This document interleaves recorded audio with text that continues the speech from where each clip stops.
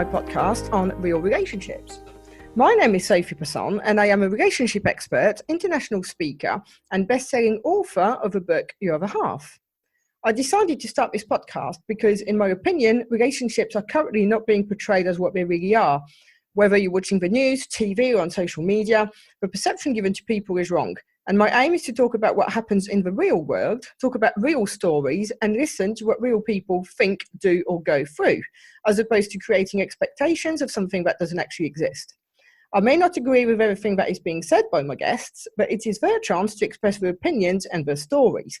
And today we are going to talk about a very particular kind of relationship, which is the relationship that we have with food. And to do so, we have Sam Griffiths. Hi, Sam. Hello, how are you? I'm good, thank you. You? Very good. So can you tell us a little bit more about yourself, please? Yeah, so I'm a health and fitness coach, and I help people improve their health physically with nutrition and also stress and sleep. So it's a kind of holistic approach to all-round health.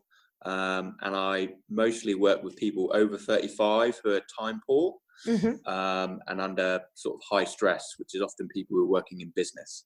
Yeah. And I guess as well, 35 is kind of the age where you start having kids or they're young, and then it all becomes really complicated, doesn't it? Yeah, the responsibilities that people have, then they have an effect on their health. And my kind of goal as a health fitness coach is to give them solutions that work around their life. So they can fit that stuff in. So what kind of got you into that to start off with? I used to have a business myself about 7-8 years ago, which was a photography business. And in short, that ended up burning me out. And it caused a huge kind of clinical episode of depression for me, which I had to recover from over about 18 months. And that led me to a career change, which was in health and fitness. And then just through that process of what I went through and the benefits that I've had from changing my health physically, emotionally, mentally, it's just taken me along that route of helping the same kind of demographic of people kind of trapped working in a high pressure career or a business, and they're kind of struggling with their health, and they're trapped by their business or trapped by their work, shall we say. It's quite interesting because a lot of the time we view things that are bad, as it were, like, you know, as you say, a bad episode of depression, or in my particular case, back in the day, the nervous breakdown. And we see all of that as, you know, bad things that happen. But it's interesting how it actually completely shape us for the rest of our lives. Yeah, I 100% agree with that. I mean, when you're in the moment of those things happening, obviously it's horrible. But as you work through it and then you come out onto the other side, it definitely makes you, if you've got the right mentality and you've got that growth mindset, you can use all of that to fuel you and drive whatever it is you want to be doing in the future. Definitely. Yeah. So relationship with food, can you tell us a little bit more about that? Because I certainly know that in what I do, for instance, the problem is rarely what people think it is. And going on what people call a diet, so the relationship we have with food, is rarely just a case of going on a diet. It's a lot of the time a lot deeper than that, and a different root cause as to why we're not losing weight, for instance. So tell us a bit more about that. Yeah, so my approach to food and nutrition in general is to not diet. I believe that the lean, happy and healthy, they behave in a certain way. They've got certain skills around food and what they eat and their emotions around that. And if you reverse engineer those behaviors and those skills, you can teach people how to adopt those over time without the use of a diet. And I think the issue around relationship with food, for the most part, and especially with diets, is that they end up controlling you, and you become controlled by your food, versus what you want is the other way around, that you're in control and you're deciding what you do around food and nutrition. And that's the approach that I take. So it's I'm very against the idea of diets, and actually focusing on learning behaviors and skills, and principles around nutrition and healthy eating that you can implement over time. And enjoy, I think, because I think the issue with a diet, having been on some myself over the years, because of, for instance, giving up smoking and putting on a load of weight or whatever, they focus on lack and what you can't have. So you start craving that even more as opposed to enjoying what you're eating. Yeah, so the central theme around most diets is restriction, or elimination. And if you look at most popular diets, the centerpiece of what they do is restricting some form of food. So like carbohydrates, so really low carb diet like the Atkins diet, for example. My approach is different in terms of, we call it positive displacement. So the focus is on putting what we know is good, healthy food into your diet. And if you make that the focus, over time, the things that you're wanting to eat less of end up disappearing, or certainly being less of what you're doing. So it's just about your focus. And if you focus on restriction when you're trying to improve what you're eating and for fat loss, then you can find yourself quickly burning out mentally, because you're taking away all the things that you enjoy, rather than focusing on putting the good things in, which make you feel better. And I think as well, I mean, if I look at myself, for instance, I can be a bit extreme in certain things. So when I set my mind to something, that's it, and off I go.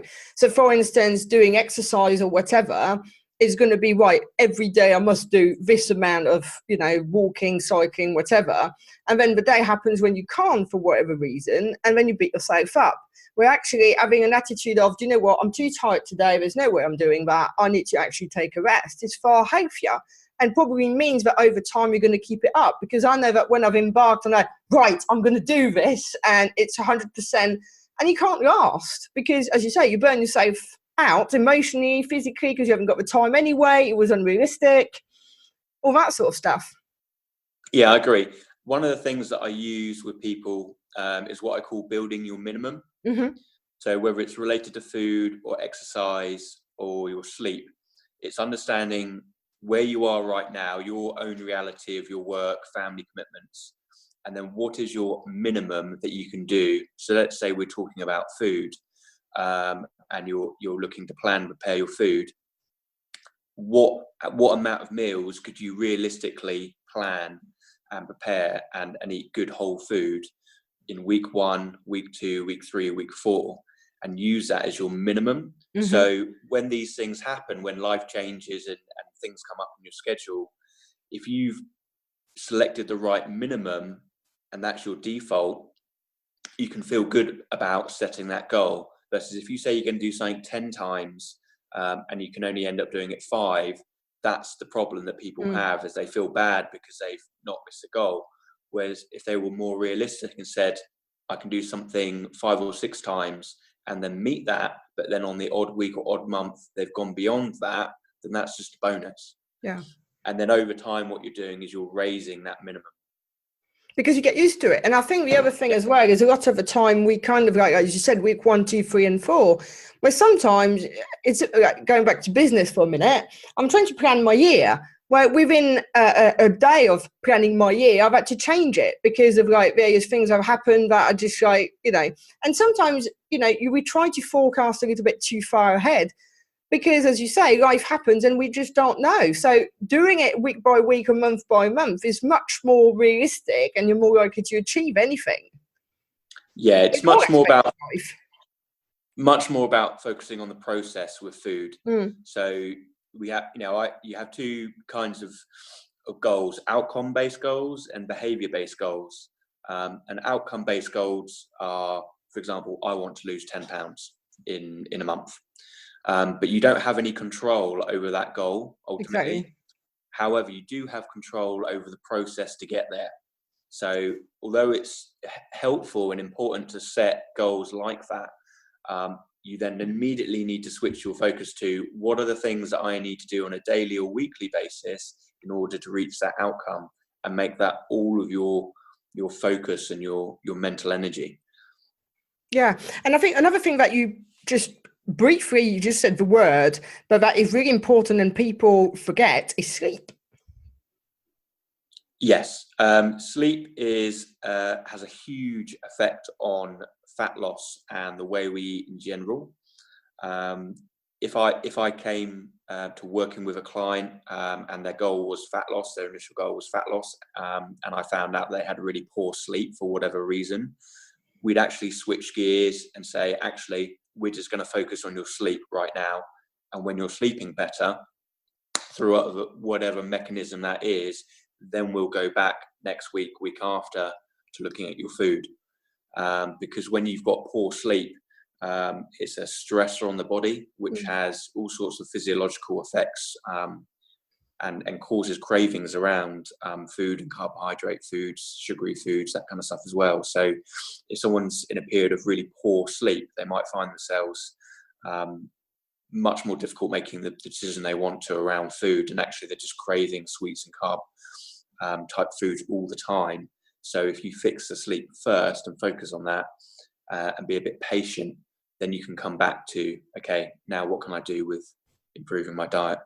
And I think the thing is, because years ago when I was back in the corporate world, if I had a couple of hours sleep for whatever reason, it was exactly that. I would be hungry all the time. And funny enough, the night before last, because I had a coffee that tiny wee bit too late, I was wired and I ended up skipping 1 hour. And yesterday, as a result, I just wanted to eat, and I wanted to eat, and I wanted to eat some more, because the body was so tired that it just needed the fuel to keep going, basically. Yeah, definitely. And that's another kind of aspect in itself, because if you do have poor sleep and for whatever reason, maybe it's not simple to fix it at the time, then there's other habits around food that you can look at to focus on, that can help with that, around not snacking, keeping a journal and writing down when you're having those cravings to eat, etc. That make them a conscious decision versus a subconscious decision. And even just going through that process, if you can't fix a sleep straight away, can help giving someone back a bit more control. And one of the things you just said about, towards emotions, snacking and all the rest of it, and comfort eating in general, one of the things I wanted to talk about is mood, because when we are in a bit of a low mood, whether because we're tired or whatever's happened, a lot of us, we resort to anything going through the mouth. So that can be drink, smoking, eating. And comfort eating is, I guess, something that you have to deal with quite a bit with some of the people you work with, or? Yeah, definitely. There's two sides to that. One, I think kind of as society, we've developed this snacking culture. One of my most frequently asked questions from people that I meet is, what's a healthy snack? What's a good snack? And generally my answer is none. Now, everyone has the odd snack, including me. But when I look in someone's diet, if I'm working with a client and they're chronically snacking, that's usually a symptom of the meals aren't what they should be. So if we focus on the meals and make the meals better, then we can take away or reduce the amount that person is snacking. And if you go into shops, TV, all kinds of media, social media, it's all around snacking. So we're now in this habit as a society of eating every 2, 3, 4 hours, versus 50 years ago people would have 3 square meals and that would be it. Now the average is 5 or 6 meals, and that definitely causes a huge problem with sort of weight gain and then trying to lose body fat if we're constantly used to eating. I'm thinking out loud here, but it's interesting how, I'm not going to say a cultural thing either, but to a degree of how we're setting up our kids or whatever for a bad future. Because I know that being French, the eating when I was younger and when I first came over here was different anyway, because you would have here cereals or toast in the morning, and then you'd have a sandwich, packet of crisp and a bar of chocolate for lunch, and then you'd have a big dinner. Where in France it's pretty much 3 set meals, and I know that I just don't snack at all. I've never really had the urge, and it's only whether, or if I've not slept at all sort of thing, or where at all, that I really need a snack. But as a rule, it's not something, I don't even have them in the house, if you know what I mean. Yeah. I mean, one of my core habits in the nutrition coaching is quote unquote meals, not snacks. So we physically go into someone's structure of the way they eat in a day, and we build up those meals, make sure they've got the right elements of whole food and protein and vegetables and all those good things, but have to focus on meals, not snacks. And it's amazing how much it really is a behavior for people to snack versus they actually need it. They don't need it. Most of us don't need it. I think for most people, 2 or 3 meals a day is enough. And if you need to make those meals bigger, then that's okay as well. But it's just the concept of having a meal, sitting down and eating, not eating on the go all the time and grabbing snacks in and out throughout your workday.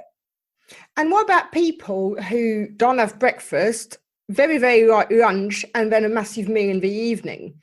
Because I know a couple like that. And actually, when I said to them, well, you really ought to start kicking the metabolism a bit earlier than that. And they go, I just can't eat first thing. And it's become such a habit that they're finding it hard to even have, let's say, a cereal bar in the morning as opposed to nothing, and to start, eating maybe differently. Yeah, so my thought on that is there's no ideal meal frequency, really. It's kind of what works best for you. Mm-hmm. The principles that sit behind that are, am I eating mostly whole food? Am I eating X amount of fruits and vegetables? Am I eating enough protein, meat, fish, eggs, etc.? And if that person then chooses to have a bigger meal in the evening, a smaller lunch, and almost no breakfast, then that's fine. That's absolutely fine. Just the same as the next person who wants to have 3 evenly sized meals. But within those 3 meals, the total amount of food is likely to be the same. Mm-hmm. The composition of the meals and the fact that it's whole food is the same. They've just changed that structure slightly because that's what works best for them. Okay. So it's understanding what are the principles around nutrition that actually matter. It's mostly whole foods. It's the correct portions of certain things like vegetables, and that the total amount of food that they're eating is in line with what they're trying to do. So if they're trying to maintain how lean they are, then that's going to be X amount of food, versus if they're trying to lose fat, then that needs to be a little bit less. Yeah. So it's just understanding what is the portion of food over a whole day that they need, and then working towards that. Mm-hmm. And what about yo-yo dieting? Tell us a bit more about that, because I'm sure especially women do that quite a bit. Yeah, I mean, a lot of my clients come from a background of some popular diets, and my issue with diets as a whole is you're taking on a plan and a form of someone else's eating, but you're not learning any skills or behaviors outside of that diet and outside of that plan. So whilst you're on that plan for say 3 months, and it's working well, but if it starts to burn you out because maybe it's too restrictive, so you stop doing that diet, you just go back to your old behaviors and your old habits of eating. Versus if you didn't approach it in the form of a diet, but trying to eat better, as in master eating better, and putting more whole food into your diet, and some of the behavioral based skills around eating better, and made that your focus over 3 months, 6 months, you might lose fat a little bit slower than some of the traditional diets, but the results would stick. Yeah. And that's often why I say I work with people over 35, because they've had an experience of of trying various different diets. They go on, off, on, off. So when they get to that kind of age of in your 30s, they get that it's not going to happen overnight and stay like it. Yeah. And I'll come back to the point I made at the start, that the lean, happy and healthy behave in a certain way. They have certain skills. They think in a certain way about eating, exercise, etc. So if you can understand what those principles are and what those habits are, and then put them into your life and practice them over time, it becomes a process of mastering yourself mastering your eating and your physical activity versus just adopting what someone else tells you to do. Yeah. And I think that is quite nicely to actually, you know, the relationship with food kind of represents the relationship that we have with ourselves, and how, you know, our self-esteem, our self-confidence, our self-worth even, and our body image, the way we look at ourselves, are really like somehow linked, because we can be really harsh, and the way we look can affect all of these things. I think we're often much harsher with ourselves than we are with other people. That's part of the problem when people go on diets, and if they make any mistakes or eat any food that they weren't meant to, they've automatically broken that diet. And then the effect that has on them mentally usually goes one or two ways. They either become really self-destructive. So let's say they ate a lunch that they weren't meant to because peer pressure from a colleague or social occasion. They then decide in the evening and the next day and the day after that to eat poorly because they've broken their diet. They've broken it once, so they might as well break it for a few days. Or it goes the other way where they've broken the diet, so now they become ultra restrictive in what they're doing, which creates that negative cycle around eating and not enjoying what they're doing. Because if you're not gonna enjoy what you're doing, then like longevity wise, you're never going to be able to, once you lose fat, stay lean because you're not enjoying what you're eating. Mm-hmm. And I think that the thing as well, and that's in all aspects of lives, as humans, we like control, just purely because it makes us feel, funny enough, in control, and that it makes us feel safe and comfortable, and, you know, everything's going to go the way that we want it to, because we don't really like unexpected bad things to happen to us. But the problem with control and food is that obviously you then feel controlled by food, either because, as you say, you're on a diet and you're restricted, or actually you're controlled by food because you're eating too much stuff or what you shouldn't eat and all the rest of it.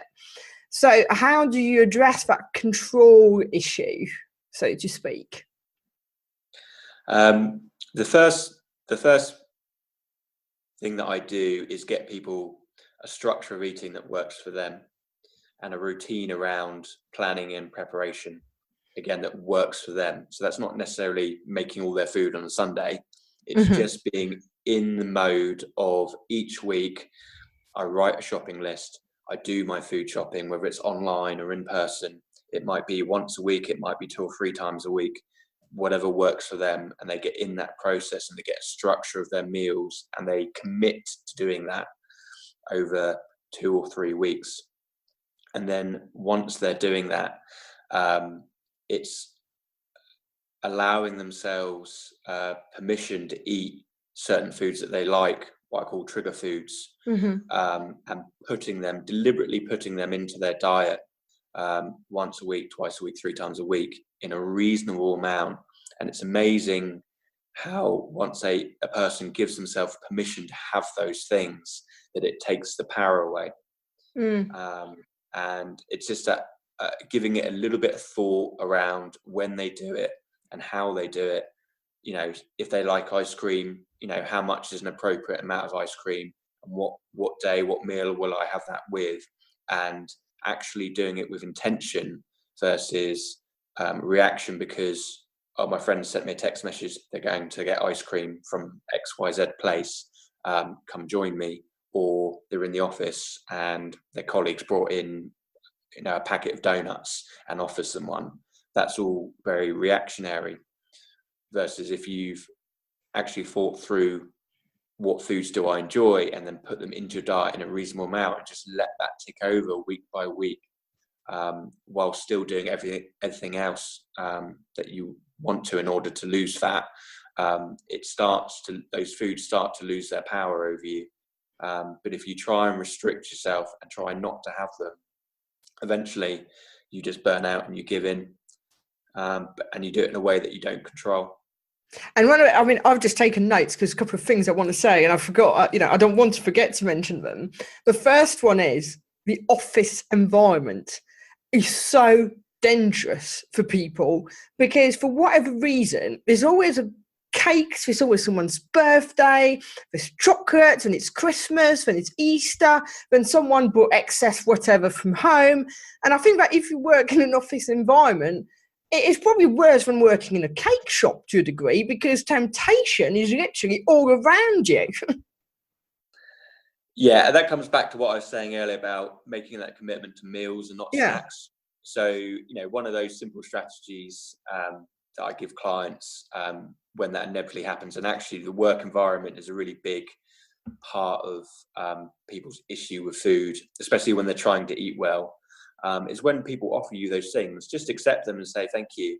I'm not going to eat that now, but I'm going to eat it later. And say that was 11 o'clock, you keep it, you have your lunch, and if you still want whatever they gave you with that meal, eat it. If you don't, chuck it away. Or you keep it into the evening, take it home with you. Again, you've had your lunch, you've had your dinner in line with what you're trying to do. And if you still crave that food that they gave you, then eat it. But it makes a conscious decision then, doesn't it? It's a conscious decision. You do it with intention. And 9 times out of 10, when you've delayed that gratification and you've done it in that way, you don't want that thing they offered you. But in the moment, you take it and you'd eat it. But if you wait an hour, wait 3 hours, 5 hours, and give yourself permission to have it if you want it later, that works really well for people. And it also then doesn't offend the colleague or the friend that's offered you the food in the first place. It's not at all what I was going to say, but it's just like what you just said just triggered something in me, which has nothing to do with it, but it's food envy. I used to suffer from food envy an awful lot, and I know a number of people who do. How do you kind of deal with that? Because it's one of those where about 10 years ago, if you said to me, I don't know, whatever, pizza, Chinese, if it was in my head until I'd had it, even if it was 3 months later, it wouldn't get out of my head. How do you deal with people who just like always want what, oh my God, that's triggered something in me and I want it. I know I really shouldn't, or, I should wait a little bit, and what you just said, delaying it, and then you say, no, I want it, and you can't take it out of your head. I think that comes back to the fact that those people, they don't satisfy their cravings. Mm-hmm. It's you're harsh on themselves. Yes, and it's also understanding what food you really enjoy. So I think everyone, and I do this with clients when we start, we write down what your favorite foods are, what your trigger foods are, and we make sure you put them into your diet, and make sure you make time and space for those in an appropriate way. But where one person might really love pizza, another person likes chocolate. It just depends what those foods are. So don't waste some of your energy on eating, because a work colleague offers you a donut, whereas it's a sweet food and it tastes okay, but you really actually like brownies. Yeah. Don't take the donut. Go and buy a brownie at some point in the week and put that into your diet, because that's the thing that you really enjoy. So you can really only have food envy if you're not self-aware enough to know what foods do I like, and make sure they're in your diet. And when they're in there in a regular way, on a weekly basis or fortnightly basis, you can also eat them in a much more reasonable amount, versus if you take this angle of, I'm on a diet, so I'm not going to eat those foods, and once in a blue moon you then give into that craving. That's when you end up binging and having a lot more of it, because you think, I'm only going to have this one time and then I'm going to be back on the diet for a month. Versus the way that I work with my clients is each week you will have something that you want and it's in your diet. You don't get food envy anymore. Fair enough. Well, it's been lovely talking to you. I've got loads of questions still, but actually we're getting towards the end of our time. So maybe we'll have to do another one another time. Thank you so much for talking to us today. It was lovely having you on the show. And for everybody else, thank you. If you enjoyed the show, then please subscribe, leave us a review, but more importantly, come back for the next episode. Thank you.